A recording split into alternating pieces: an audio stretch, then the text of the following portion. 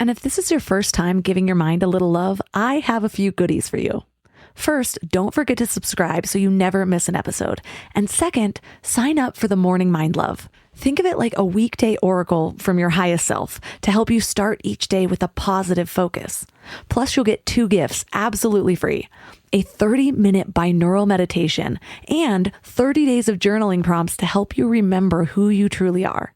So join over 9,000 people and go to mindlove.com to sign up. Welcome to Mind Love, episode 327. Today's episode is all about From Resistance to Flow, how human design guides us to live in alignment. With human design, everything that's in there, like we can look at our core talent in business, we can look at the way we're designed to be in relationship, we can look at our purpose, we can dive into what drives us, what motivates us, we can understand how our food, our body digests our food. Like there's so much that we can do in there. However, the important thing to understand is all we're really doing is bringing ourselves into authenticity, bringing ourselves into our truth. And when we do that, what happens is every area of our life will improve. So even if you think you're super happy at that job doing that thing and you're going to stay there forever, if you start to dive into your design and bring yourself into alignment and heal the things that are blocking you from being in your authenticity, who knows what you're going to want? Turn up your frequency with Mind Love. Bite-sized brain hacks for seekers, dreamers, and doers. It's time to give your mind a little love with your host, Melissa Monti.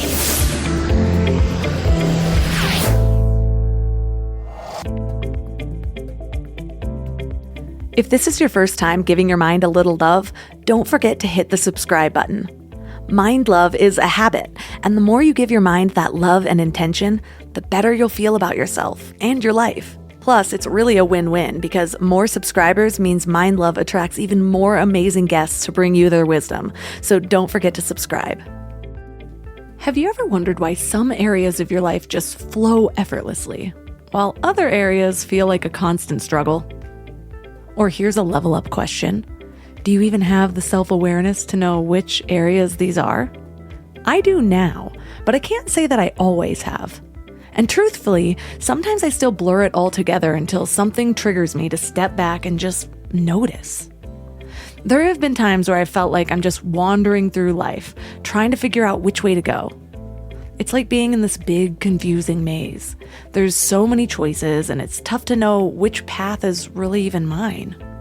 But imagine for a moment, what if there was a blueprint, a roadmap, that could offer insights into your unique strengths and who you truly are? Think about it. Life's full of decisions, and sometimes we just pick away and hope for the best. It can be a bit of a wild ride, figuring things out as we go. But what if you could get a sneak peek into who you really are? Sure, we all have to work through stuff, but having a guide can help make the journey smoother, and most importantly, help you walk it with confidence. That way you're not always second guessing. Am I on the right path? Is this what I should be doing? Allowing all those doubts to be a roadblock to your biggest dreams. Well, this is where human design steps in. It's more than just a gradual process of self-awareness that unfolds over the years. Human design acts like a compass, pointing you toward a deeper understanding of what makes you uniquely you. It's like having a map in hand that highlights your strengths, uncovers your challenges, guides you on how to navigate life most effectively. With human design, it's less about stumbling around in the dark and more about walking confidently with a bright light showing you the way. It's about realizing that you don't have to do things like everyone else.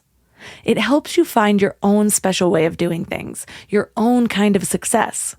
Human design helps you line up with what feels right and flow along with life's rhythm, helping you make choices that feel good deep down in your heart and soul, which then helps you navigate the world in a way that starts to feel effortless. Our guest today is Emma Dunwoody. She's a qualified master coach and human behavioral specialist who wakes people up to the power within them using her unique method of transformational human design. Her vision is to take human design mainstream, to inspire everyone to unlock their inner wisdom, take their power back, and feel deeply confident in the decisions they make. So 3 key things we will learn are: why 95% of your behavior is hidden from you, and learn how to bring awareness to transform your life. How letting go can lead to more self-acceptance, and how aligning mindset, identity, beliefs, and behaviors with your human design can unleash your true potential.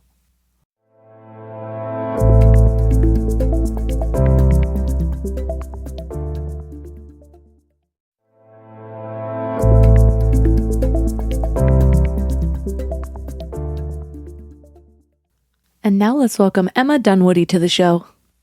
Thanks for having me. I'm so excited to be here. So I'm really excited to talk to you because we just did a little human design session yesterday, and it was so helpful. I've done 2 before, years apart, but I haven't gotten into it as much as I want to. And every time I have a session, I'm like, this is so amazing. I need to learn, but it seems like a lot of memorization. How did you get into human design? Yeah, well, yes, there's a lot to remember. For me personally, literally without realizing, I followed my design. So I'm a manifesting generator, emotional authority, 3/5 profile. So ultimately, someone just brought it to me one day and I responded to it and I started experimenting with it. Being where I was in my journey at that stage, I had spent 15 years learning all about human behavior, becoming a master coach, building a business, understanding the brain, because I had to heal my own mental health. Like I was diagnosed with depression and panic disorder, told I was going to just have to live with it for the rest of my life, and that just wasn't good enough for me. So I'd spent 15 years really understanding why I do what we do, what I do, why everyone else does what they do, understanding human behavior. And I got to this point in my life that I was like, wow, I've healed my mental health. I've transformed my life. I'm now doing the work I know I'm here to do. Like I ticked all these metaphorical boxes, yet I still felt empty inside. There was still something missing. And that's really when human design turned up for me. And I started running my experiment. Although the behavioralist in me was a little bit like, I'm not sure about this, but I was willing to run the experiment. And well, that part of me that I felt was missing was very quickly filled up. And I'm really grateful to say I get to live this extraordinary life every day, doing what I love and really making an impact in the world. So yeah, it's pretty cool stuff. Well, before we get into some of the specifics around human design, it's been a while since we've done an episode that's touched on this subject. So can you give people who aren't familiar a brief overview of what human design even is and where it came from? Yeah, sure. So human design is a synthesis of ancient wisdom and modern science. It actually was like A Course in Miracles. It was channeled through a guy called Ra Uru Hu, and that happened in 1987. So it's really, really new. And there are that's why so many people are kind of diving into it now and creating their own interpretations, because it's brand new. Like if we think about something like astrology, it's been around for thousands of years, whereas human design, although astrology is a part of human design, this is very, very new. So human design brings together Western astrology, the I Ching, which is the Chinese book of changes. And the reason why this is important is that, this has always been used as a divination tool, but when we go a little bit deeper, we understand that the I Ching is this 64 ways that humans can change and transform. Now, we also know, and this is the beauty of human design, that it crosses into the world of science. We also now know that these 64 hexagrams of the I Ching, which are the 64 gates of our human design chart, they've now been mapped back to the human genetic codon. So we start to see how human design is bringing modern science in with this ancient wisdom. It also includes the Kabbalah tree of life, the flow of the flow of energy within the human aura, and then, of course, the chakra system. So these are our energy centers. And human design synthesizes all of this together mathematically to give you your energetic blueprint. So I always love to explain it because as I'm certified, I've worked a lot with behavioral and personality profiling tools like e-disc profiling or Myers-Briggs, and I know Enneagram's really big right now. It's kind of like those, but instead of us using our mind to determine what our results and outcome is for each one of those tests, if you like, this is actually our energetic blueprint. So it's a reading taken from the moment we were born and approximately 3 months before we were born to give us really what's going on deep within us, like within our DNA, to give us this roadmap, if you like, to our rule book for the game of life, really. My brain paused on 64 because I'm not sure if it was in our session yesterday, if you brought this up or if it came up earlier this week, but I was reminded of Richard Rudd's 64 gene keys. And I have the book, and that's another one of those ideas or concepts that I've been meaning to dive into, but you flip through and it's just a little overwhelming. Yeah. What does that have? So this 64 seems like kind of a magical number that's just integrated into our humanity. Yeah, and it is. It's because it really maps back. And the gene keys is, so the way the gene keys plugs into human design, if you like, is that originally this guy, Ra Uru, he was Canadian. He basically brought all of this to Canada and the States. I mean, he was based in Ibiza, so he kind of covered all of this area. And at one point, there was this young English guy who was doing all this work with human design, which was Richard Rudd. And Richard Rudd went over to the UK and launched human design over there. But inevitably, he was like, oh, there's something bigger. And so he actually ended up like human design, like A Course in Miracles, channeling through all of this information that then became the Gene Keys. And the Gene Keys is just a deeper dive into what we call the gates in human design, but he calls the Gene Keys. And really, it's about switching on our superpowers. That's really what it's all about, and about understanding that we have to work through our shadows or our fears or these challenges in our life, and really as we work through these challenges that we access our potential, we access our gift. So they're all completely intertwined. And in my work, like I work with a methodology that I call transformational human design. So I bring all the transformational coaching in with human design and the Gene Keys, as if there wasn't enough in there already. So when you talk about these 64 gates, how is that interpreted? What does that mean to us? Yeah, great. So the gates themselves, I like to think of them as these specific themes that lie within us. Okay, so if we were talking about personality profiling, we'd be saying, well, these are your strengths and this is where you're going to shine and this is the way you learn and this is the way you're going to react in a relationship. So the actual gates, they really point out where our superpowers are, where we're going to want to focus our energy, how potentially we're going to be stopped and blocked, because each one of them has a challenge or a shadow or a fear associated with it. So the gates themselves really give us this detailed nuance of what's going on inside of us. And what I think is so powerful about this, and I hear this a lot in the communities that I run and the groups that I run, is that so often when we get into our human design, it's like, wow, I would never have actually languaged this. I would never have actually focused on, for me, for example, one of my absolute superpowers is community. Now, I would never have focused on community itself. I would have just been like, yeah, wow, look, all my communities that I'm building, they're really great. But I wouldn't have put extra energy into it because I wouldn't have, my mind wouldn't have been so attached to that, because the way we succeed is by doing this, that, and the other. So I would be way too busy out there looking at the world out there, trying to model out there, instead of going, wow, so my superpower is actually, with my clients, is all about breakthrough. Again, something that I wouldn't necessarily have been able to hone down to such a specific point. And now in my work, it's what keeps getting shown, reflected back to me. People that work with me, they become empowered. They step into their power. They have a massive breakthrough, and they find the community that they've been looking for forever. And these three things are like some of my predominant energies within my design. So the gates really start to get us accessing this energy. That quote, like, we have all the answers within us.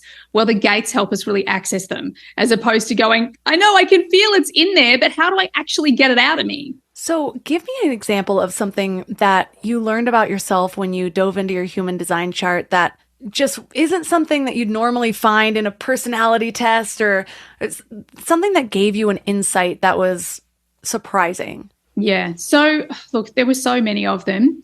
The first one for me that just changed my life was understanding that I'm a manifesting generator. And that means that I'm a non-linear being, because my entire life I'd felt like I was a quitter or I was lazy, that I would go and learn something new and then I would drop it so fast to move on to something else, or I would be constantly juggling, a sport, and, learning something, or I was always finding myself multi-passionate and moving from one thing to the next, could never get through an entire book, all of those sort of things. And the world that I was trained in before human design was like, consistency is key. You have to find something and stick to it. And I remember being at school and going through, career counseling in the last couple of years of school. And this whole concept of me picking something, going to university and doing that for the rest of my life, it made me sick to the stomach. Like, it was something that just felt so wrong for me. Yet I tried so hard to fit into that box. So straight away off the bat, understanding that I was a non-linear being, that I'm designed to jump all over the place, that there'll get a point in my life, which happened at about 40, 42, where I could look back and look at all the things that I'd done and go, wow, look how they all perfectly fit together. I mean, even now, working with my transformational human design model is the perfect example of an MG, because what I've done is I've worked through all the things that don't work. I've thrown out all the bits that don't matter, and I've put all the bits that do matter, that are powerful, together. So the jumping all over the place was really powerful. So yeah, and that's just type, let alone all the other things. My profile completely changed my life. Really understanding that as a line 3, I'm here to experiment with everything, to get messy, understand that I'm here to like scuff my knees and bruise my elbows and just have fun with the whole adventure of life instead of perfectionism, because we're so conditioned to be perfect and get it right and I'm just not designed that way. So really giving me the freedom to make a mess, to be a little bit all over the place, to be way too much, because an MG, we can be way too much because we've got a lot of energy. And when we walk into the room, people know that we've walked into the room. So yeah, they were some of the really simple but profound shifts that really impacted my life.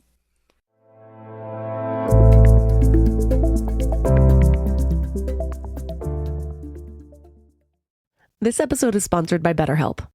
Can we talk about how overwhelming wellness advice has become? Cold plunges, gratitude journals, screen detoxes, morning routines. It just feels like there's advice for everything these days. But how do you know what actually works for you? I've been down that rabbit hole, trying every new trend, buying every new course, following every guru, and it is exhausting. And honestly, a lot of it just added more noise to my life. With all the information overload about mental health and wellness, it can be a real struggle to know what's true and what actions to take. That's where talking to actual professionals comes in.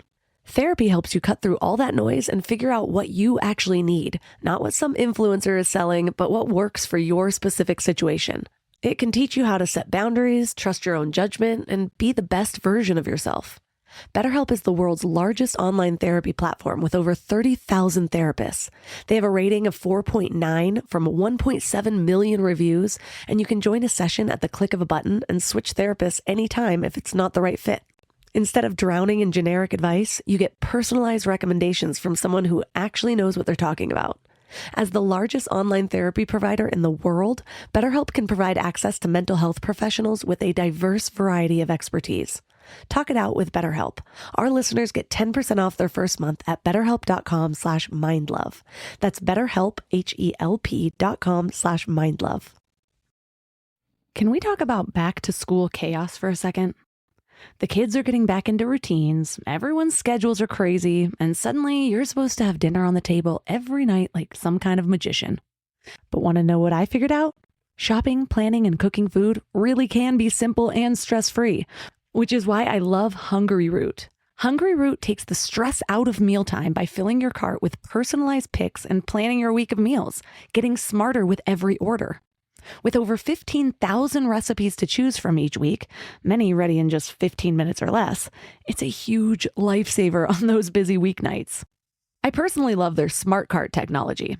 It learns what I actually like and then recommends groceries, recipes, and supplements tailored to my tastes and needs.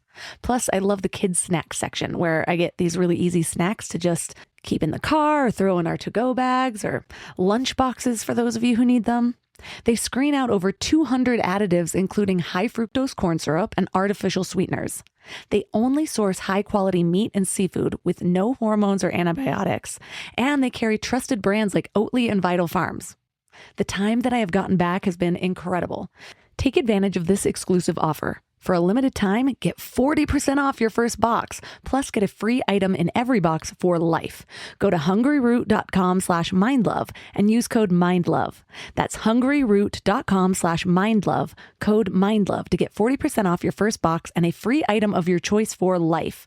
hungryroot.com/mindlove, code MINDLOVE. Wherever you go, whatever they get into, from chill time to everyday adventures, protect your dog from parasites with Credelio Quattro. For full safety information, side effects, and warnings, visit CredelioQuattroLabel.com. Consult your vet or call 1-888-545-5973. Ask your vet for Credelio Quattro and visit QuattroDog.com.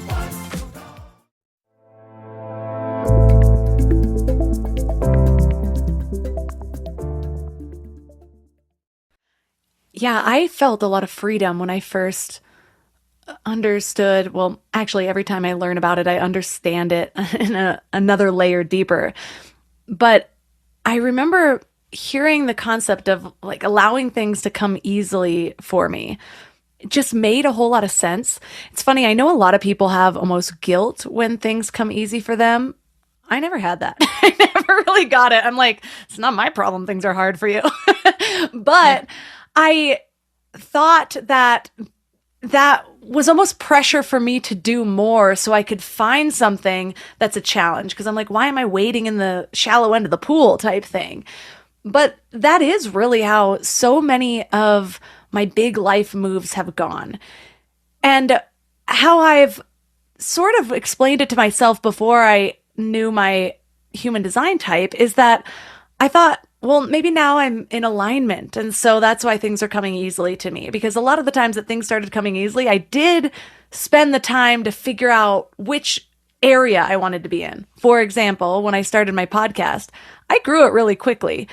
I also do have a background in marketing. I also was very confident in the idea this time because I did the work to figure out what my perfect day looked like, how I wanted to help. Like I journaled for weeks figuring out what my ideal role would be. And so I was like, okay, this is why this is sticking. And so I do think that played a part in it, but to also learn that my human design type, that's how I'm supposed to be working. I'm not supposed to be a pusher, as I like to call it. I'm supposed to just focus on my alignment and then allow the opportunities to flow. So even just that freedom so I could get off my own case or I could take the pressure off of myself allowed me to flow a little bit more freely. Yeah. And, I love hearing this because you're aligned too. Like things are meant to be easy for you. My youngest son's aligned too. And one of the most frustrating thing is going surfing as a family with this kid because he never goes, he never practices, but it doesn't matter what board he rides, what wave is out there on the day, he just nails it. And that's the line 2 thing. The line 2 thing, just you have to focus on the things that come easily. And yes, of course, you've also done the work. You've done the work with the mindset, getting your focus clear because our supercomputer between our ears is so incredibly powerful. However, if we can first understand our design, then align the supercomputer, our mindset, our identity, our beliefs, our behaviors to our human design, then everyone lives in a flow state. It's also that understanding that in many cases, wherever we feel really challenged and we spend so much time trying to fix that thing that we feel really challenged about, the truth is in so many cases, you're just out of authenticity. You're out of integrity of who you are. It's not that you need to change or fix or do something.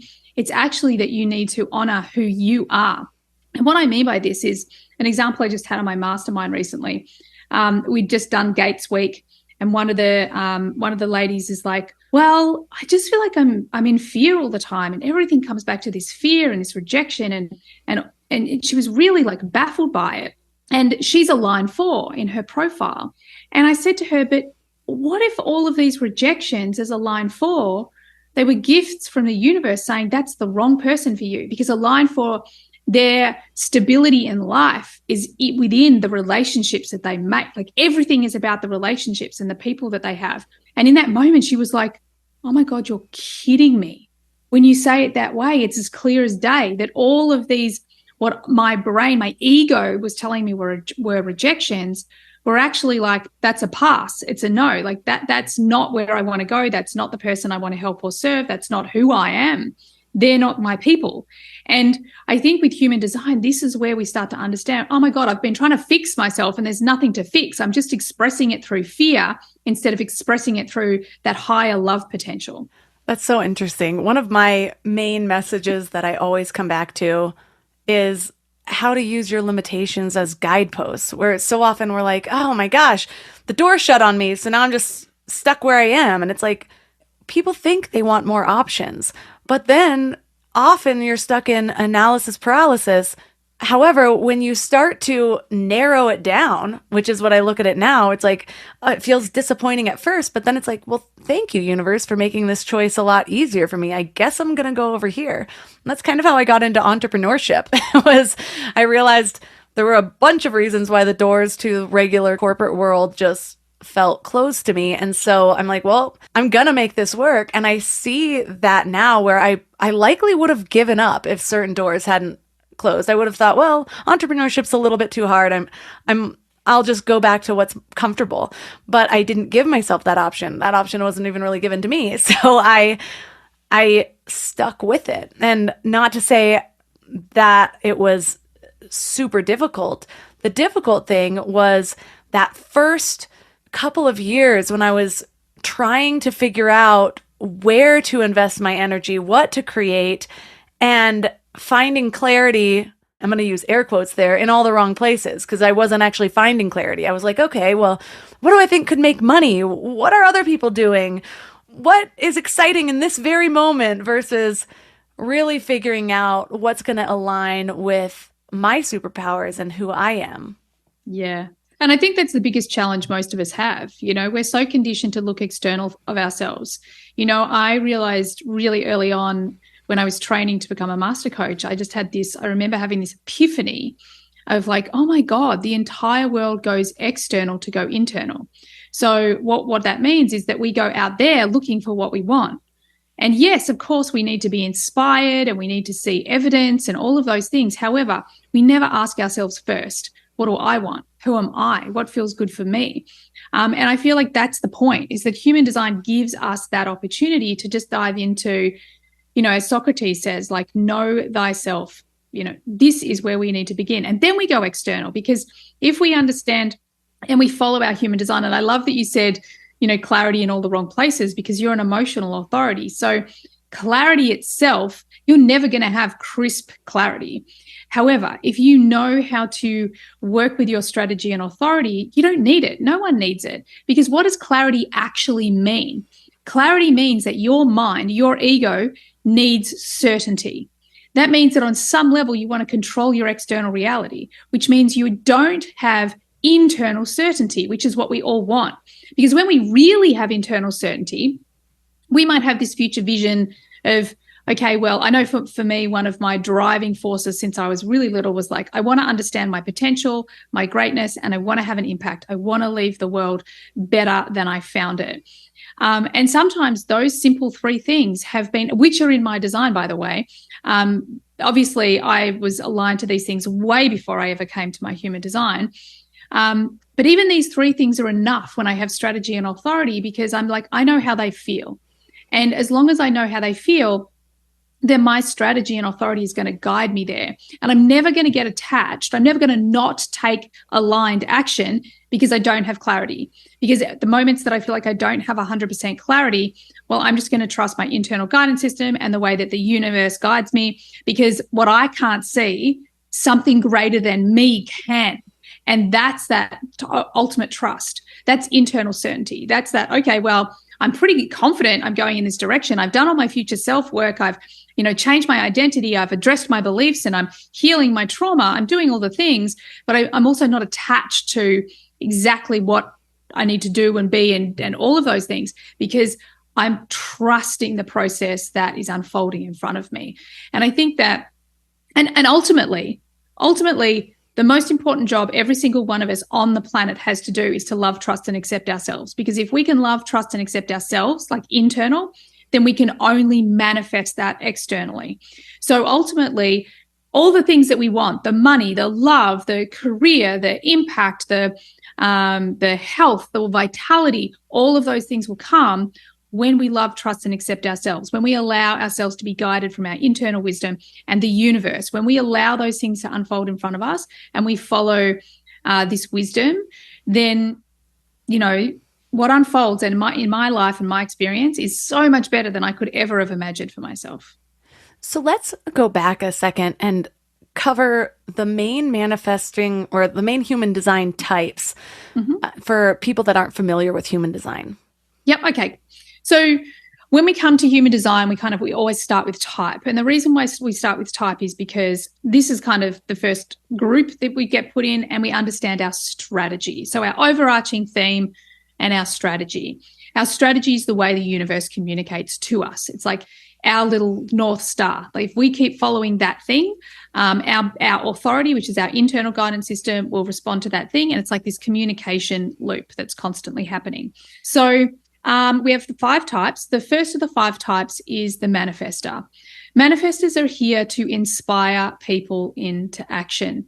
These are people who as kids, they were confident, they knew who they were, they knew where they were going, they knew what they wanted.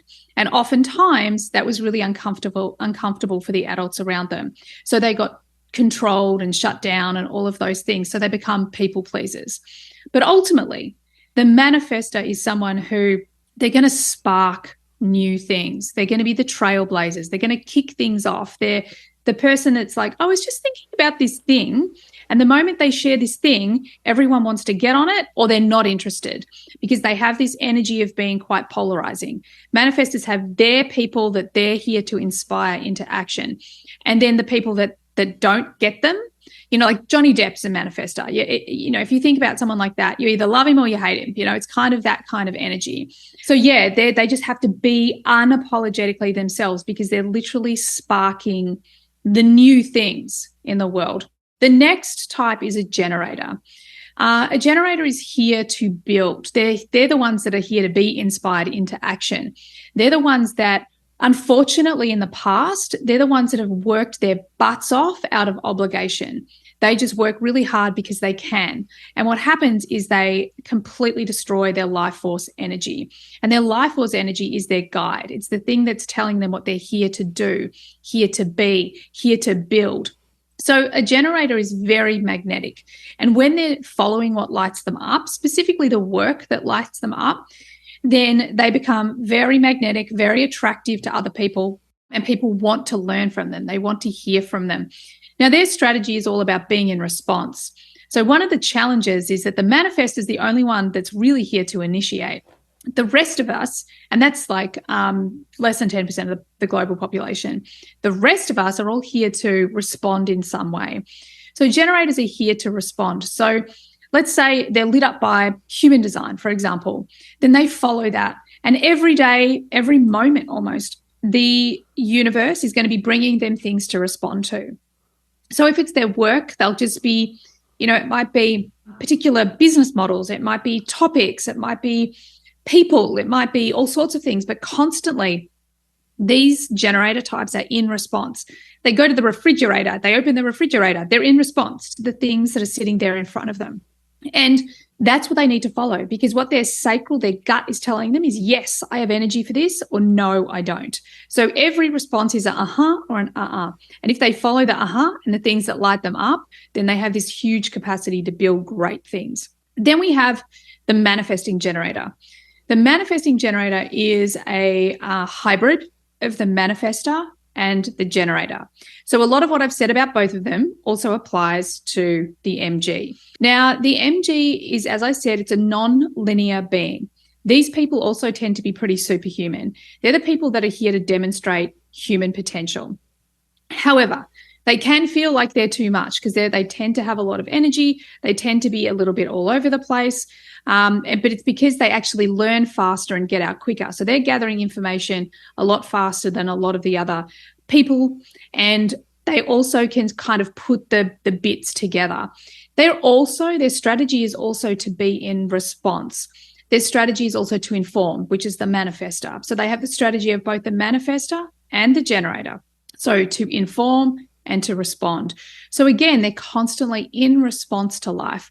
So if they have an idea, so for me, for example, I had an idea, I had an inspiration to change the name of my podcast years ago, and to the Human Design podcast. Now, at the time, my ego was like, you can't do that. Oh my God, that's a terrible idea. You know, who are you? Imposter syndrome, the whole works. However, running my experiment, I just wrote it in my journal because it was just something internal, nothing external to respond to.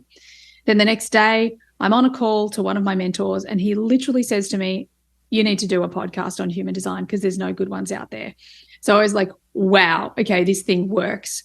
So waiting for that external thing to respond to. Then we have projectors. Projectors are our guide. These are people who, especially when you're one-on-one, like they can see deep into the way in which you're using your energy, and they can help you to make great efficiencies. They're the people that can see super deep into maybe you're doing the work that you are lit up to do, or maybe you're doing the work that you're not lit up to do, and so many more nuances. Ultimately, they're here to really guide how we can be more efficient with our energy. Then we have reflectors, which are only 1% of the global population. Sorry, I'm just going to go back. Projectors' strategy is to be invited. They're here to be seen, acknowledged, and valued for their wisdom.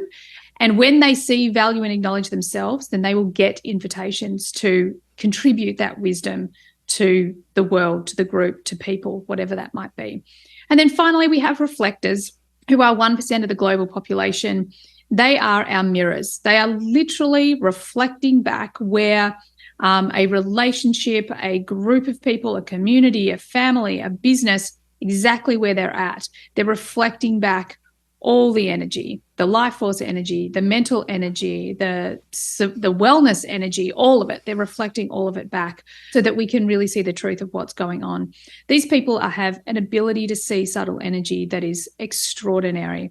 Their strategy is to wait. They have to wait 28 days to make any big decisions. And that's really so they can get a feeling for the people and the places around them. And over time, they get their clarity for what feels good for them.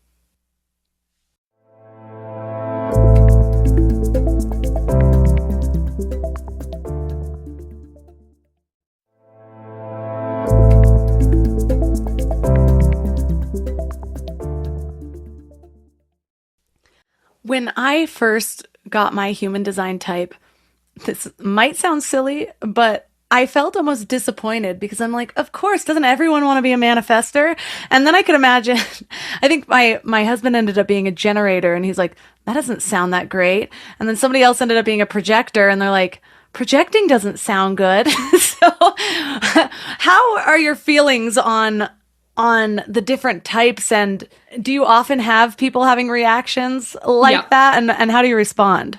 Yeah, I love this. So yes is the simple answer. Yes, I have people doing this all the time. In fact, my own experience was the person who first brought human design to me was a projector, and he's going through everything, and you know, I worked out I'm a manifesting generator, and I'm like, I want to be a projector, you know, like, oh, you know what, responding and this and that. And so often people say to me, yeah, like I want to be something else, or that doesn't sound too good. And there's two things that are really important to focus on. Number one, if you're getting this information from the original knowledge, the language is uber negative. It's so negative. So we have to be very conscious of that, especially for me. It's a big part of the work that I do, addressing this piece, because behaviorally, we've got to be very careful about the language that we use and what we focus on. So ultimately, if you're looking or you're getting your information from a source that is really strictly rooted in the traditional human design, then it's going to be very negative language. So it's really not serving you. It's not like projectors aren't here walking around projecting all their crap onto people. That's not what's happening. Like manifestors are not the only ones that can manifest. So don't worry about any of those things. The second part, and this was the part that personally hit me between the eyes when it kind of dropped in for me, and then I could see it happening in all of my clients, was this is actually such a great example of how hard we resist ourselves. Because when we come to human design, if there's something specific that you resist about your chart, like I resisted being a line 3 so hard because I was like, yeah, I had a belief system that's like, I have to do things the hard way. So when I was told I'm a line 3, that I'm constantly experimenting through trial and error, I was like, oh God, you mean this never goes away? I thought that I would work all this stuff out and change my mindset and it would all go away. But the truth is it was just me resisting me, because now I'm a line 3. I still learn through trial and error, but I love it. I love the permission to get messy and to dive in. And, do I need to prepare? Nah, I'm just going to go and have an experience. I'm going to see what happens. And that's really in alignment with me. So one of the things I would say is, whenever you get your human design, first thing you want to do is you want to notice what resonates with you. So this is your body, your internal guidance system telling you, yep, that feels true for me. Then you also want to pay attention to everything that you resist, because that's also another red flag. The things that you're resisting, in so many cases, they're just indicating the parts of you that you resist already. So they're the parts that need healing. Maybe there's trauma. Maybe there's low self-worth. Maybe there's belief systems that aren't serving you. And that needs to be addressed, because the truth is that once we let go of resistance, what happens? Flow state. We just need to redefine the meaning of so many of these things for ourselves, because, for example, with a projector, their signature is success. But what does success actually mean? Because the old school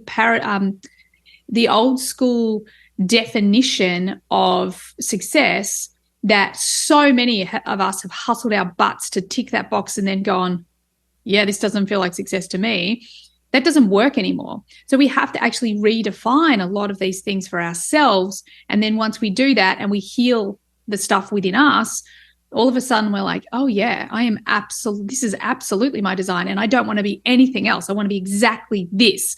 But it's a journey to get to that point. I'm glad you brought that up, because so often people look at something like this and they think, okay, so another personality test to find my purpose, but I like my job, or my job's just fine, and I know I'm going to be here for years and years. I'm not trying to look for a new career, so how can this help me? What other areas of life do people work on when they're uncovering their human design types? So I love this question, because at the end of the day, one of the NLP principles that I love is the way we do one thing is the way we do everything.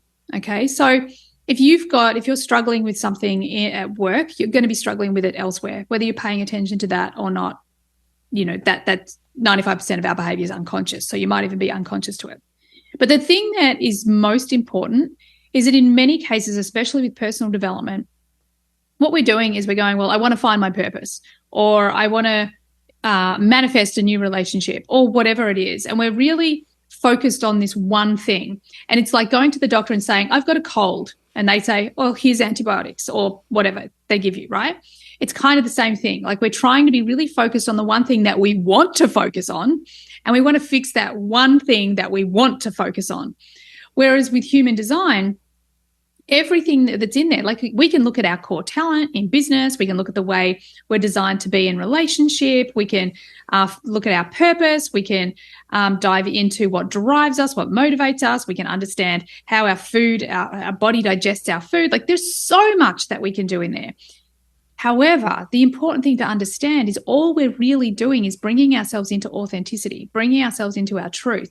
And when we do that, what happens is every area of our life will improve. So even if you think you're super happy at that job doing that thing and you're going to stay there forever, if you start to dive into your design and bring yourself into alignment and heal the things that are blocking you from being in your authenticity, who knows what you're going to want? Like, maybe you'll wake up and realize that the job you're doing is just the safe bet that you've been conditioned to want by your parents, society, whatever it might be. And then as you go through this process, all of a sudden you start to wake up to the potential that lies within you, and you are willing to see that there's different opportunities out there. I mean, I've worked with so many people. One of my coaches in my HDX, which is my membership community, she was a teacher. She loved teaching. She did this thing because that's what her parents did. She was signed up to do her master's, but she was exhausted all the time. There were all these underlying, like, why doesn't this feel better than it does? I should be doing this, and I'm doing all the right things, She starts to dive into her human design and realizes that her love for education needs to be elsewhere, where she can influence, where she can guide, where she can use all her superpowers, as opposed to a system that she can't. So it took her in this whole big trajectory of moving out, like not doing her master's, which is one of the hardest things she'd ever done, is just turning it down, like going, actually, I'm not going to do it. Even though her parents are telling her to do it, even though everyone in her life is going, what are you doing? You're crazy. Now, today, she works in an environment on her own terms, working, nowhere near the hours she used to work, guiding and influencing people, feeling really like she's creating so much success on her own terms. And before human design, she didn't even know it was a thing. So I think that this is the thing that's so important with human design, is it's the key to unlock you. And if you're willing to go there, if you're willing to be on the journey and run the experiment, because human design is an experiment, it's not a dogma, then you will be blown away at the treasures that you'll find. Earlier, you mentioned that I was an emotional authority. Mm-hmm. What does that mean? And is there an opposite of that in human design? Yes. So not so much an opposite, but an emotional authority. We're nearly 50-50 of the global population, and we'll refer to people as being emotional or non-emotional. Now, as an emotional being, that means that you make your decisions when you have emotional clarity. And I always joke, like, we only ever have 86% clarity, okay? So as an emotional being, clarity really in our decisions really isn't going to ever be really crisp and clean. What you need to understand as an emotional being is that you're in this mechanical wave. You always have this mechanical wave that's moving through you. And that is constantly influencing the frame in which you see the world. Okay. So when you're in a high, the world is just brilliant. Like, everything is fantastic. But when you're in a low, even the best day is going to look a bit crappy. And when we start to understand that that's always going, we start to realize that a lot of our unresourceful behavior, mindsets, beliefs, identity pieces, they've been made when we've been in an emotional low, and they're not true. It's almost like they're not true in the high either. It's where this place, in this magical place in the middle, where we make our best decisions. So one of the game changers for me, because I'm also an emotional authority, working in the whole behavioral world, master coach, okay, mindset, I just have to change my belief. And then all of a sudden my physiology will change, or I change my physiology and then I can change my mindset. Yeah, I can do this. Like Tony Robbins 101, right? But with an emotional authority, it just doesn't work that way. So you can change the belief system, you can change the physiology in your body. However, you're always going to have this mechanical wave, because the mechanical wave is not created by the thought, which is what we're taught. We're taught that all of our emotions, all of our feelings and emotions are created by our thoughts, and they're just not. They're, for 50% of us, they're not. So what does that mean? That means that we have to start attributing greater meaning to the lows, to the highs, to understanding that we are so lucky that we get to ride this emotional wave, to really know what the whole spectrum of emotion feels like, and almost simultaneously not give it too much weight, So an emotional authority is all about waiting. It's about giving yourself time. So let's say you have a big decision to make. It's going to come into your awareness. I like to think of it like it's kind of percolating there. But there's a part of you that's just like, not yet, don't know yet. And then all of a sudden it's like green light. You just get this green light to go. And it doesn't feel like, oh my God, I've got to do it. Or, oh God, I can't be bothered doing it. It doesn't feel like that. It just feels like I've just got energy for this all of a sudden. Like, yep, this is the thing. So emotional authority is one of the authorities that you kind of just have to build the muscle. You have to get to know it. You have to get to know your emotional wave. When you're in your lows, you want to give it a better meaning. Like, okay, this is the time to nurture myself. This is the time, like, not making a decision now. I have like a 16-year-old and a 12-year-old son. And they know, like, they just pop things on the table like, Mum, can you give me a decision on this, give me a decision on this. But they just put it there for me to come back to them when I've got clarity around it. So that's the emotional authority. It kind of sounds hard and complicated, but it's really not once you get the hang of it. It's just about running the experiment. And then there's others that are very simple in comparison to the emotional authority, like a sacral authority. A sacral authority is literally in every moment. Whatever happens in your external reality, is like, I've got energy for this. I don't have energy for this. It's just paying attention to what you do and don't have energy for. Now, to kind of hopefully keep it as simple as possible for someone like you, for your design, because you're a manifesting generator, although your final say comes from your emotional authority, you also have a defined sacral. So that means that you're going to feel this, yep, I have energy for it. No, I don't, all the time. You're going to feel that constant response going on in your body all the time. So it's just letting that be there.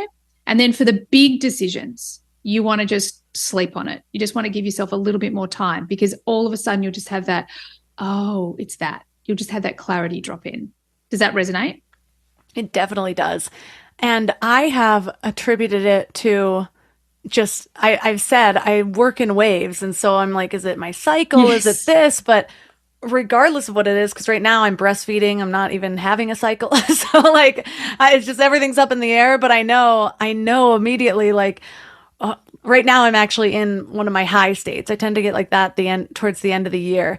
But for me, it's like, well, it's not necessarily the 28-day cycle, because it'll often be like 3 or 4 months, and then a couple of months of more of a low, and not like a depressive low, but just I feel like it's in creation mode versus receptive mode. Creation and then like processing. And that's when I stopped beating myself up for that, because like you mentioned in the beginning of this episode, how you used to just kind of beat yourself up for being all over the place. I did too. I recently mentioned this on an episode. There were a few different like moments of life where I'm like, oh, and one of those moments was realizing that phrase, jack of all trades, but a master of none. I always was just like, that's me.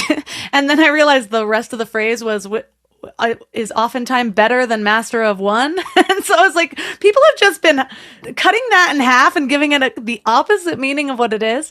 And so that combined with learning that people work in waves and being okay with that, and then leaning into that and seeing how much I could actually create. Whereas before I would be like, I feel really fired up, but I know myself, this isn't going to last and I'm not going to finish it. And I'd have all of these negative affirmations in my mind. Whereas now it's just like, okay, I'm in a high. I better get as much done as I can quickly. That way, when I'm in that lower state, the processing state, I have everything kind of set up to be there in peace. Yeah. And that's so perfectly said, because, and we call them the emotional waves, like we all have very specific waves depending on what energy plugs in our solar plexus. And they're like waves within waves within waves, so some of them can happen over a week, some of them happen over a month or 3 months or 5 years. Like there's all these big cycles. And that's exactly, I love to hear that, because that's exactly the way that you're designed to be. I know for me, I'm the way my entire business is set up is that I'm a sprinter. So I love to work hard for 3 days. Like I will just bust my ass. I really enjoy it. And then I just want to do nothing for the rest of the week, because that's the way my energy works. And that's got a lot to do with being an emotional authority. So again, like these are the things that we would never have focused on. And people find it hard enough to give themselves permission to do that. For you, luckily, you've given yourself permission to be like, well, that's just the way my energy works. But most people don't. So human design is ultimately that permission slip. It just gives us the permission slip to go, oh, really? And I hear this all the time, like it's on paper, so it must be real. Like it feels real in me, it resonates, and someone else is telling me it's true. It's the permission that I needed. And that's really the key, is that when we have the full permission to be who we are, the manifesting generators like us that are designed to we've got a bit of that getting things moving, getting things started, that creative energy. But we also have that multi-passionate part of us. But the thing is that when we are in alignment with our design, then we call in the right people. We call in the people that finish the thing, or we call in the people that support us where we have no energy for it because our cycle's like, that's not our thing. So, and all types, everybody works this way. At the end of the day, like when we can align to our design and we can trust it, then all of a sudden the doors open up that you never knew were even there. It goes back to what you said earlier about how often we're in resistance with ourselves. And so many of us are consumed with self-doubt in at least one area of our lives, if not all of them, to where we have this like pull that we're meant for something more, but we keep talking ourselves out of it, or even have an intuitive feeling that this is what's going on with us, but we talk ourselves out of it. And it's funny because when I was a newbie to self-development, there were certain phrases that would come up and I was in resistance to those. Some examples were safe space. I'm like, what are these fluffy words we're using? Another one was permission. I'm like, what do you mean? Who needs permission for anything? And I only started fully understanding it when I started embodying it. And there were areas in my life, there always have been, where I have a lot more self-doubt than others. But there are certain areas of my life where, since I was a child, I just seem like I'm exuding confidence. And for a long time, I was just in my own world with that. And it was just like, whatever. And it wasn't until I started really focusing on, instead of just myself, my place in the world, like how I integrated with everything else. And I started to realize that there were certain times where that energy, that confidence was giving people permission. And that was the first time I really understood it, was when I watched how it was affecting other people. And I was like, oh, I'm stepping into this. And now all of a sudden this person over here feels like they can too. And some people had even said that to me, like, thank you for this. Like, I didn't even know you could be this way, or whatever it was. And it reminds me of something you said in our session yesterday, where when you were talking about healing mental health, which I'd also like to get into because it's an area that people don't often think to apply something like this. But you said that my type really learns and integrates through helping others, whereas your type learns and integrates by really focusing on the specifics of yourself. Can you explain more about that?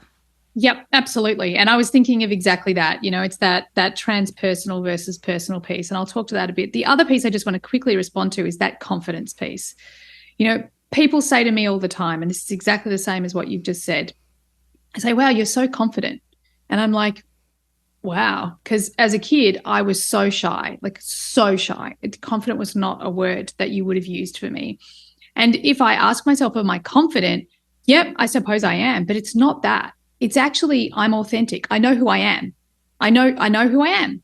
And that's where confidence really comes from, and in those moments for you, what you're saying, what I'm hearing is these were areas of your life that you knew who you were. You knew what you wanted, how to turn up. You didn't question yourself. And that's what confidence is all about.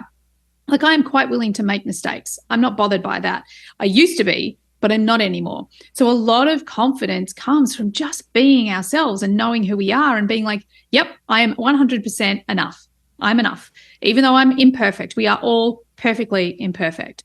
So yeah, I just wanted to respond to that. Yes. So the profile. So if you guys out there listening, you've got your human design, you know what your profile is. The profile is the two numbers that you're going to have. Melissa is a 6'2" and I am a 3'5". Okay. So when you have the big number first, then you're a transpersonal profile, which is what Melissa is.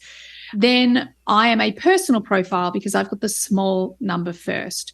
So what this tells us at a really high level is that I am focused on my journey first, small number first, my journey first. So when I was healing my mental health, I focused on me. So I read all the books that I needed. The first thing I focused on was the science of happiness. So understanding the brain and neuroplasticity and all of these things. So I focused on that for me.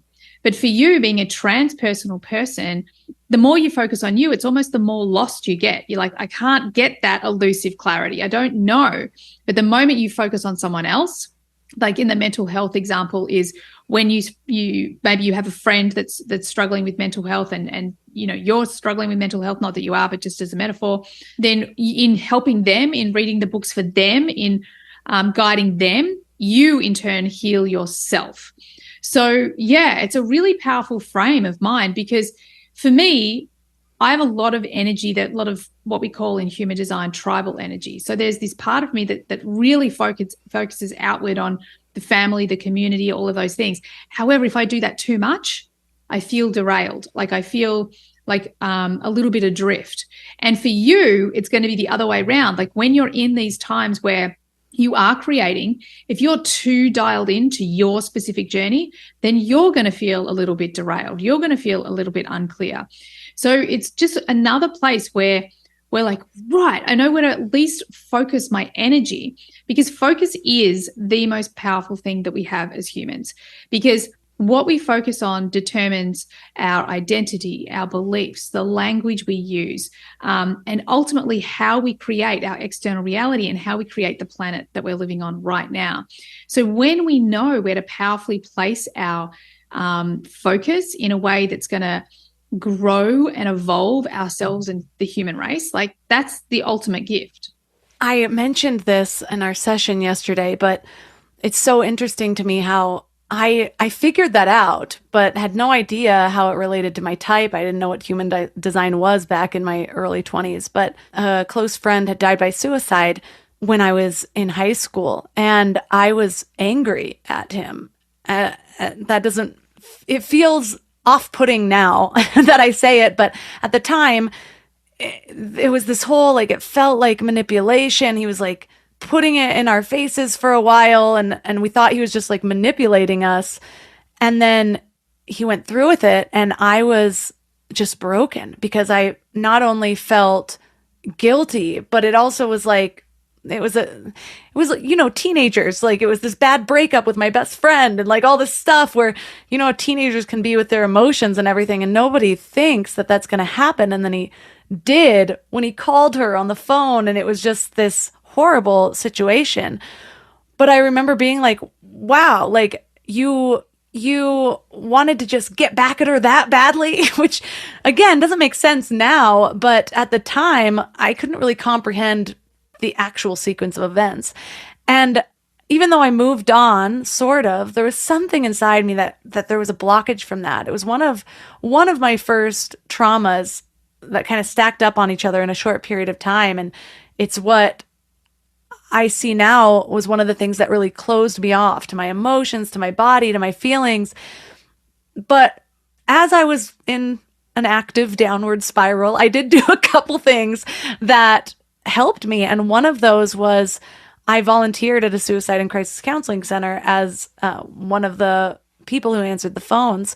And it gave me a lot of understanding. Helping other people, going through that training program, helped to heal that wound with my friend, helped me to understand what state of mind he must have been in, why the crisis mindset wasn't allowing him to come to other conclusions, things like that.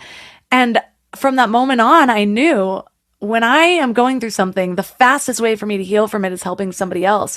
So almost immediately after, or actually while I was volunteering at the Suicide and Crisis Counseling Center, I decided to volunteer at the Rape Crisis Counseling Center because it was something else that I was working through from years before. And that was a huge help in just overcoming.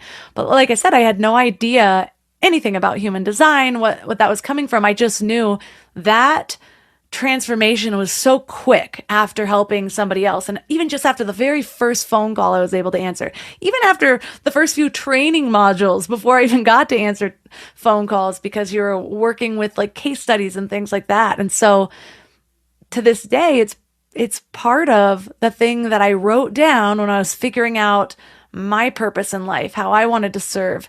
And I realized that starting a podcast and a public platform, it's like I could take emails from people. What do you need? And then find the right guest and have these conversations where I'm ultimately serving other people. And at the same time, it's serving myself.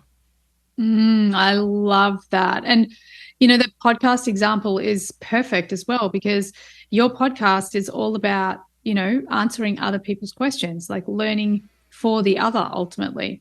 And my podcast is all about my journey with human design and how I take it out into the world. So I think that ultimately with human design is if you sit down with someone as a human design expert or reader or coach or guide or whatever, and someone sits in front of you and goes, oh, that's a surprise, something's not right. Like that's not what happens, because what happens is that you share this person's design with them.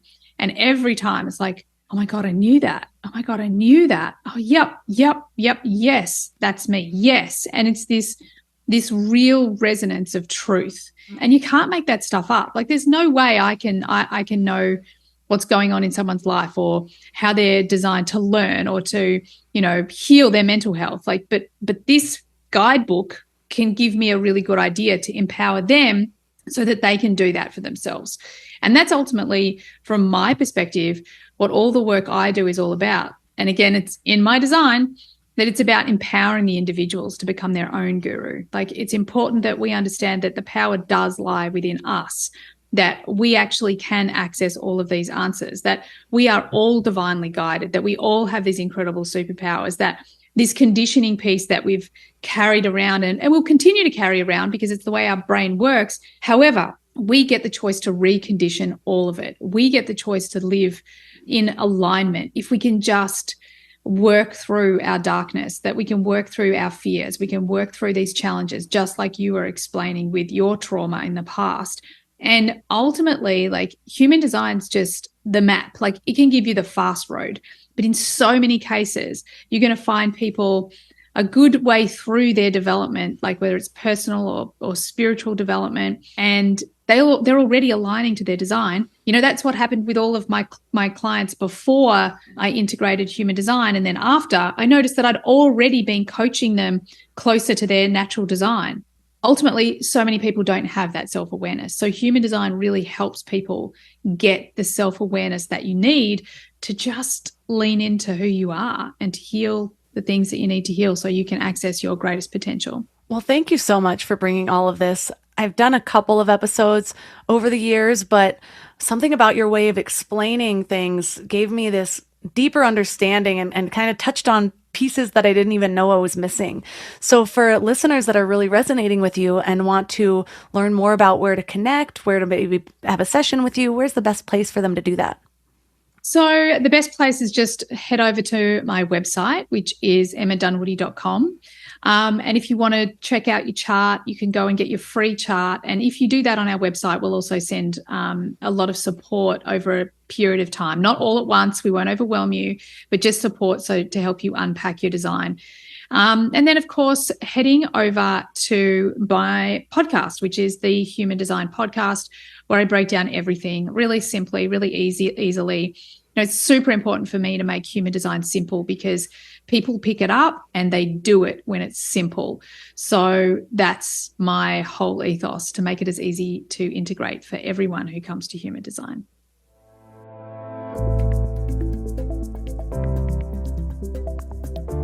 All the links for this episode will be at mindlove.com/327. So I guess what makes most sense for a challenge this week is to find out your human design type. There are tons of free tools online that'll guide you through a series of questions and get you pretty close. What I've learned with human design is you can go as deep as you want to get. And the insights I've learned about myself have been really helpful. I think the most profound insight was around how I allow the universe to meet me where I am. So many of success books, productivity books are all about pushing. And I've learned that it is okay to let the universe come to me. What I need to do is get really clear on what it is that I want to create. And once I do that, it's like things start to fall in my lap. I used to beat myself up for that because I'm like, am I working hard enough? And now I know that's just how I move through the world. So let me know how it goes. I want to know your type. Reach out to me on Instagram at mindlovemelissa. You can find all of my amazing sponsors at mindlove.com/sponsors, plus all of the awesome discount codes that those sponsors have provided. You can find more information about the Mind Love membership at mindlove.com/membership. And that's all for today. So thanks for giving your mind a little love today, and I'll see you next week. Thanks for tuning into Your Higher Frequency with Mind Love. Head to mindlove.com for a free gift to keep your vibes up until next week.